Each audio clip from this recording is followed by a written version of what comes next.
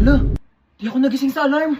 Ano ba yung kumakalabog dyan? Hindi tumunog yung alarm. Monday pa naman ngayon. Ano naman kung Monday? Wala na kayong pasok, di ba?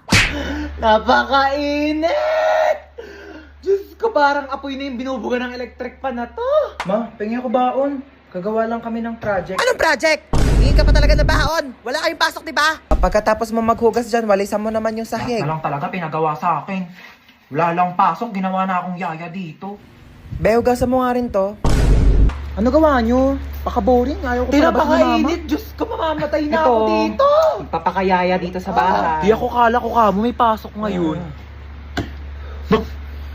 Kakabos sabihin ko sa... Tapos sabihin niya, Be, nagro-robot na bakla. Be, talagang hindi... Mapahig. Te, alam mo, mag-load ka na ng TM Power Surf 20. Oo, sobrang affordable lang yun. Kaya caring-carry kahit walang baon. 20 pesos lang, marami ka nang magagawa. Pwede ka na mag-TikTok, maglaro, at saka mag-video call. Naku, saktong-sakto bakasyon ngayon, kailangan mo yun. Paano ba yan, Bes? I-open mo lang ang Globe One app, click shop at i-search ang Power Surf 20. Available din yan sa GCash at sa mga suking tindahan.